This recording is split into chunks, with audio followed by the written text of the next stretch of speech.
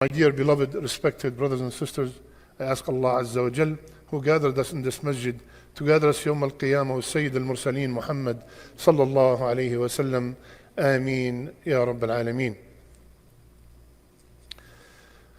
Rasulullah sallallahu alayhi wa sallam, once he visited a Bedouin in his place. Yani outside Medina.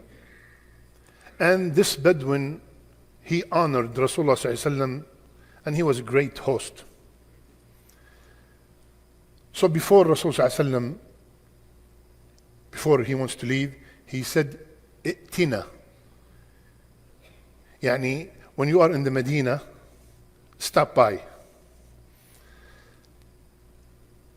After a short period of time, the man went to the Medina and he went to Rasulullah sallallahu alaihi wasallam. Rasulullah sallallahu alaihi wasallam, he reciprocated the hospitality and more.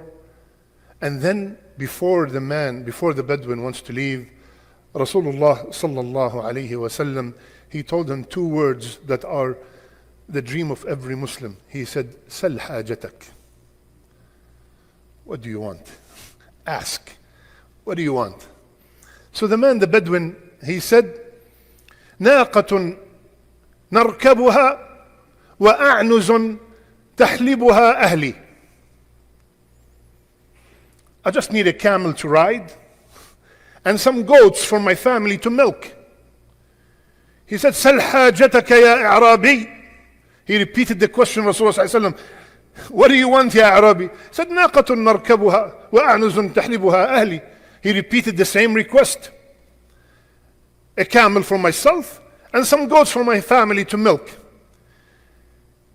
So Rasulullah sallallahu alaihi wasallam, he told him, "أعجزت أن تكون مثل عجوز بني إسرائيل." Was it hard for you to be like the old woman from Bani Israel? So the Sahaba, they said, "Ya Rasulullah, what is the story? Who's that woman from Bani Israel? Who's that old woman?"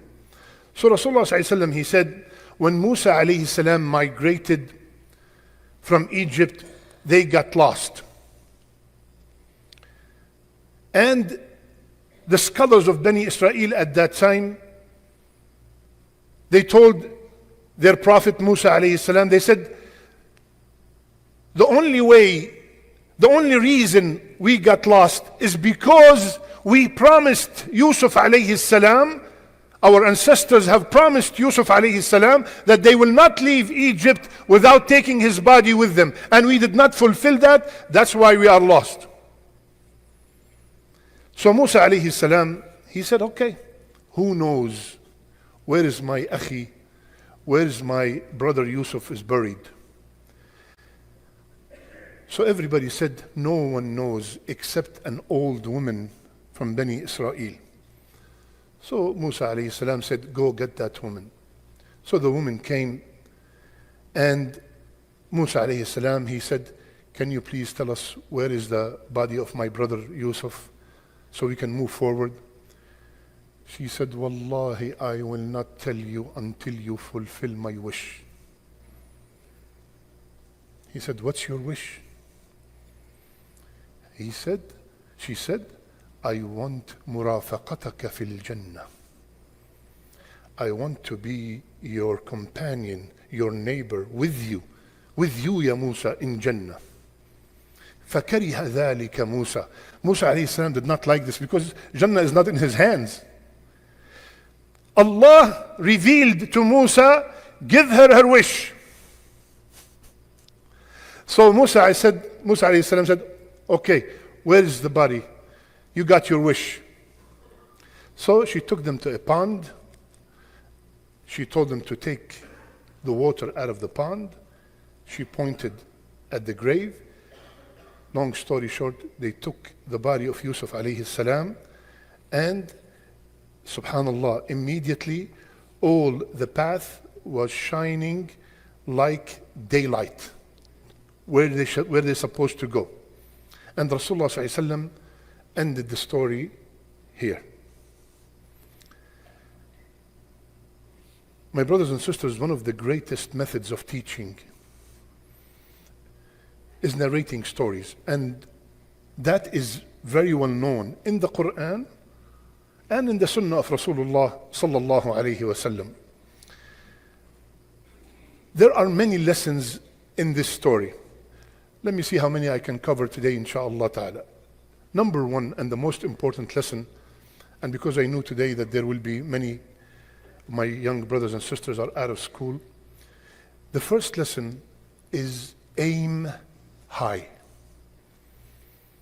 Aim high. Raise the bar. وَاللَّيْلِ إِذَا يَغْشَى وَالنَّهَارِ إِذَا تَجَلَّى وَمَا خَلَقَ الذَّكَرَ وَالْأُنثَى إِنَّ سَعْيَكُمْ لَشَتَّى.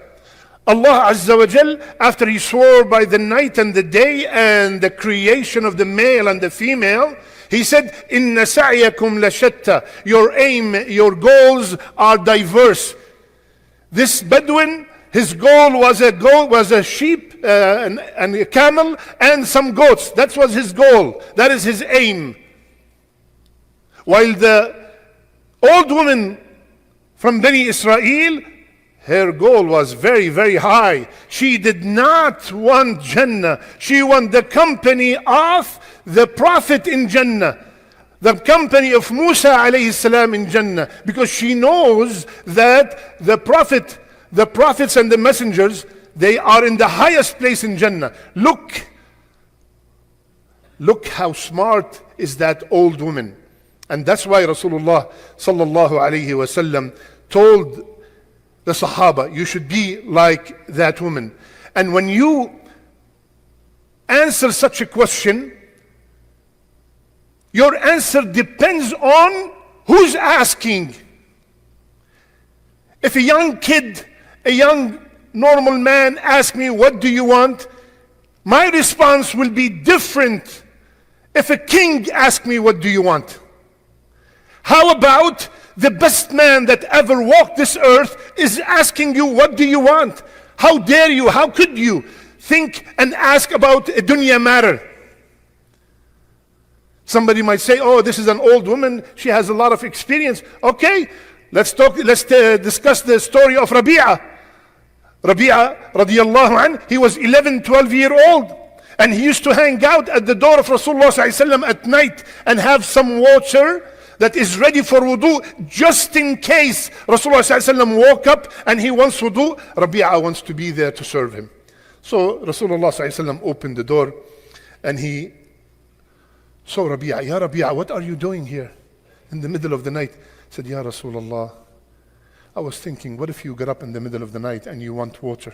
It's not like us here, you just open the tap and you get cold and hot, and maybe you need water. And maybe at that time it was cold, so he was warming it up for Rasulullah sallallahu alaihi wasallam. We all know the cold weather of Medina. So I said, Ya Rasulullah, maybe you need something, so I want to be here to serve you. So Rasulullah sallallahu alaihi wasallam, he told Rabi'a, 11, 12-year-old, if you ask a 12-year-old right now, what do you want? iPad, iPhone, I this, I that, right? What did Rabi'a ask for? Ya Rabi'a, sal hajatak. What do you want, Ya Rabi'a? He said, Ya Rasulullah, I want murafaqataka fil Jannah. I want your company in Jannah. Allahu Akbar. 11-year-old. Look at the Sahaba, subhanAllah. From that age, they're aiming high. So he said the famous statement, أعني على ذلك بكثرة السجود. Ya Rabi'a, you want that goal? So help me help you by making a lot of salat. And Rasulullah sallallahu alaihi wasallam himself told us in another hadith, he said, احرص على ما ينفعك. احرص على ما ينفعك. واستعن بالله ولا تعجز. Be keen on what benefits you. Be keen on what benefits you. And seek help from Allah, and don't ever give up. Subhanallah. Now we go to all kinds of seminars and motivational speakers to tell us words that our teacher have told us 1400 years ago. Don't ever give up. Don't ever give up. Do not feel helpless. So my brothers and sisters, do not just be a doctor. be the best doctor, be the best engineer, be the best accountant, be the best businessman. Aim high. Aim high. This is the main lesson for Rasulullah sallallahu in this story. Muawiyah radiallahu anhu, he once said to Amr ibn al-As, he said, listen carefully, subhanallah, he said, a person who seeks something great must risk something significant. What are some of the tools that will help in me raising or aiming high, raising the bar? Number one, knowledge of the goal. Knowledge of the goal. When I know that what Allah promised to the believer is Jannat عرضها السماوات والأرض ما لا عين رأت ولا أذن سمعت ولا خطر على قلب بشر. Allah the Creator, describing Jannah, he said, no eye has ever seen, no ear has ever heard what's in Jannah, and no mind can perceive what's in Jannah. So if you think about it and you dream it, and if all the Hollywood directors, they all gathered to make a movie about Jannah with all their resources and their money, that's not it. It's better.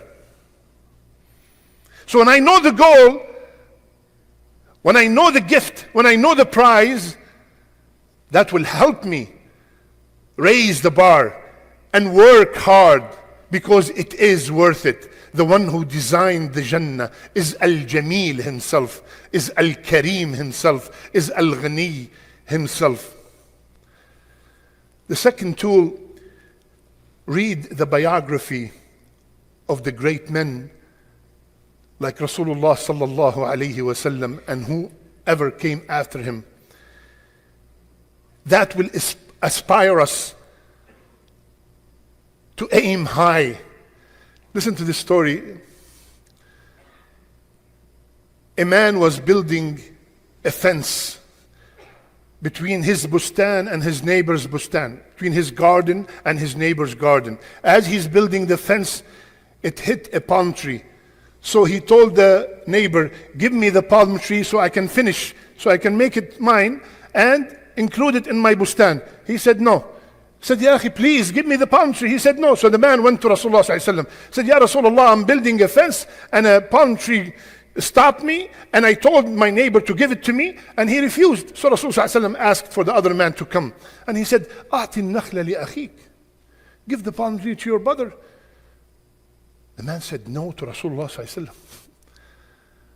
He said, A'tihi an-nakhla wa laka mithlaha fil jannah. Look at this offer. He said, give him the palm tree and you got a palm tree in Jannah. The man said no. Who was in the crowd? A man that aims high. He went after the man who owns the palm tree. He said, listen, I have a bustan that has 600 palm trees. It's all yours. Just give me that palm tree. Who would refuse such a deal? The man said, the bustan is yours. The other man said, the palm tree is yours. Immediately, Abu Dahdah ran back to Rasulullah sallallahu alaihi wasallam, and the man was still there. He said, the palm tree is yours. I just bought it and I gave it to you. Ya Rasulullah, do I have a palm tree in Jannah now? كم من عذق رداح لأبي الدحداح في الجنة. How many palm trees full of fruits for Abu Dahdah in Jannah? Look at this businessman.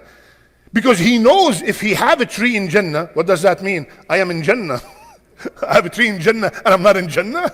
I'm in Jannah. Look at this business, 600. You know what 600 palm trees mean? 600 businesses. Each tree is a business. So when you read the life and the biography of these men, it will aspire you to aim high. Umar ibn Abdul Aziz radiyallahu anhu, he used to say, إن لي نفس تواقة وما حققت شيء إلا تاقت لما هو أعلى منه. تاقت نفسي إلى الإمارة فتوليتها، ثم تاقت إلى الخلافة فنلتها، والآن تاقت نفسي إلى الجنة فأرجو أن أكون من أهلها. Umar ibn Abdul Aziz, he said, I have an ambitious soul. I wanted to become the Amir. I became the Amir, the governor. Then I wanted to be the Khalifa, and I became the Khalifa. Not because he wants fame, because he wants justice. And then now my nafs is looking for Jannah, and I beg Allah to make me from the people of Jannah. I beg that Allah will make us all from the people of Jannah. Third, ya akhwan, third tool that will make me aim high is remembering death. Remembering that the time is limited.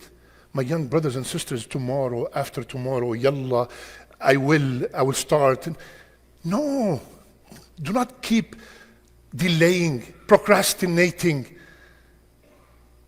We just buried our brother Ahmed Naufal, 29 years old. May Allah have mercy on him and give his family the patience. He left behind a wife with 6-month-old baby. He slept and never woke up. He did something that we all do every single night. He slept and never woke up. So what are we waiting for in order to come close to Allah Azza wa Jal? Don't be fooled that you're young, you're strong, you're healthy, you're wealthy. Wallahi, he had so many goals.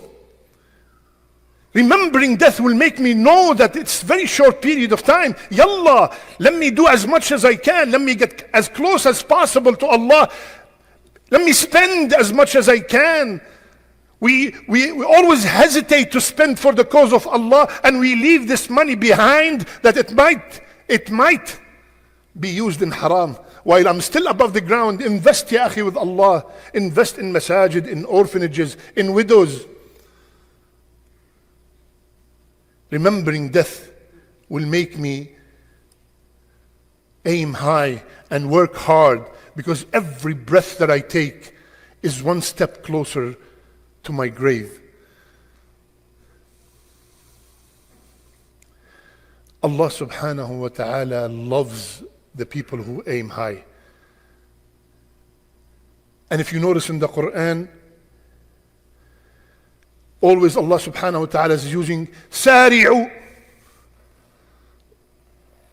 rush, sabiqu, race. وفي ذلك فليتنافس المتنافسون, compete. فاستبقوا الخيرات, always rush. Because Allah subhanahu wa ta'ala want us to be successful. وأنتم الأعلون, to be the superior. Fifth, ask Allah Azza wa Jal. Fifth tool to aim high, ask Allah Azza wa Jal to give you the energy. Rasulullah sallallahu alaihi wasallam used to seek refuge from kasal, from laziness. Allahumma inni a'udhu bika min al-ajzi wal-kasal. He used to ask Allah subhanahu wa ta'ala to protect him from laziness. And he used to tell us, when you ask Allah, إذا سألتم الله الجنة فاسألوه الفردوس الأعلى.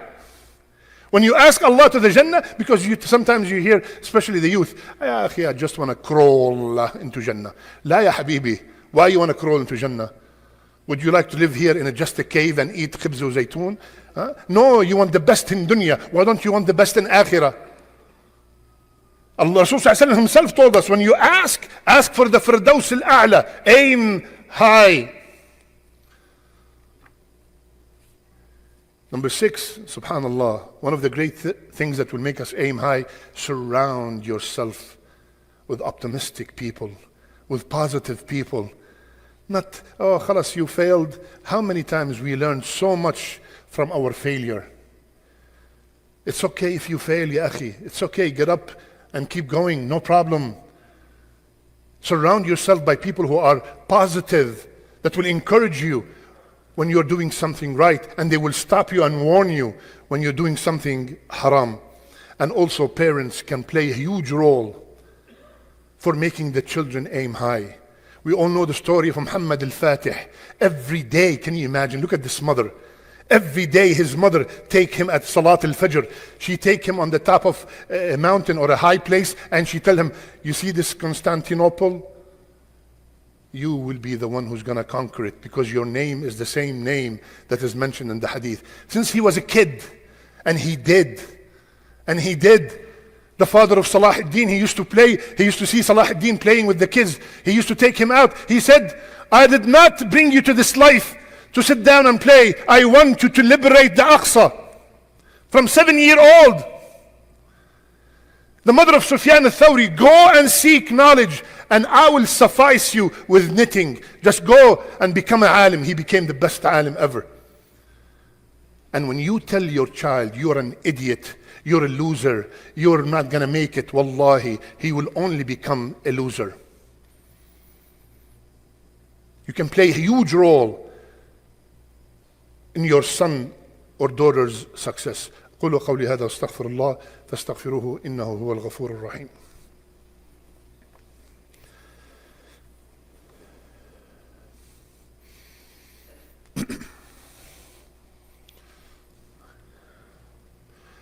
بسم الله وحده والصلاة والسلام على من لا نبي بعده.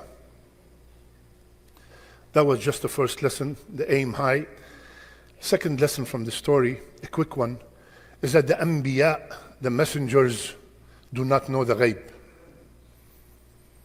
They do not know the unseen. Otherwise, Musa alayhi salam, he does not have to wait for someone to tell him where is the grave of Yusuf alayhi salam. Third, when we encounter blocks in our life, when we encounter hardships in our life, obstacles in our life, check that you did not follow the promise that you gave to Rasulullah sallallahu alayhi wasallam. The people were lost. They were lost because they did not follow the promise they gave Yusuf alayhi salam. When I and you, we said, La ilaha illallah, Muhammad Rasulullah, when we said this statement, we have promised Rasulullah sallallahu alayhi wasallam to do our best to stay on Tawheed and to follow his sunnah. We see our brothers and sisters that are praying 5 times a day, sometimes in the first row, and they still, their lifestyle has nothing to do with the deen. Fasting, salat, zakat, and when you come to their businesses, it's all haram. When you come to their weddings, it's all haram. When you come to their funerals, it's all bid'ahs. Ya akhi, what did that salat do to you? What did that siyam do to you? You think Allah prescribed salat just for us to exercise? And He prescribed siyam for us to get hungry? Those ibadat that Allah prescribed, لَعَلَّكُمْ تَتَّقُونَ يا أيها الناس اعبدوا ربكم الذي خلقكم والذين من قبلكم. Why? لعلكم تتقون. Every ibadah, whether it's Hajj, Umrah, Quran, whatever it is, every ibadah is supposed to lead me to taqwa. Every salat I pray is supposed to make me feel I'm closer to Allah. Is that the case, ya akhi?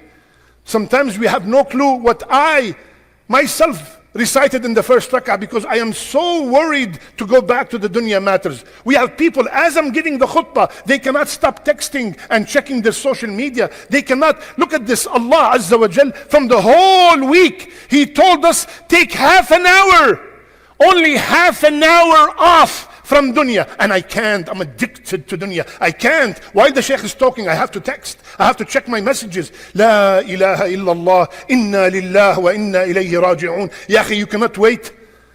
The Jews had the whole Saturday. We have half an hour. Half an hour.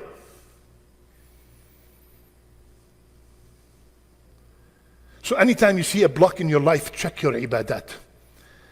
Check your ibadat. Check if you are committing major sins, and stop them, and you will see immediately the result. I ask Allah Azza wa Jal to make us from the people who listen and apply. اللهم اجعلنا ممن يستمعون القول فيتبعون أحسنه. اللهم اغفر لنا ذنوبنا وإسرافنا في أمرنا وثبت أقدامنا وانصرنا على القوم الكافرين. اللهم وفقنا لما تحبه وترضاه. ربنا هب لنا من أزواجنا وذرياتنا قرة أعين واجعلنا للمتقين إماما. ربنا آتنا في الدنيا حسنة وفي الآخرة حسنة وقنا عذاب النار. ربنا لا تزغ قلوبنا بعد إذ هديتنا وهب لنا من لدنك رحمة إنك أنت الوهاب.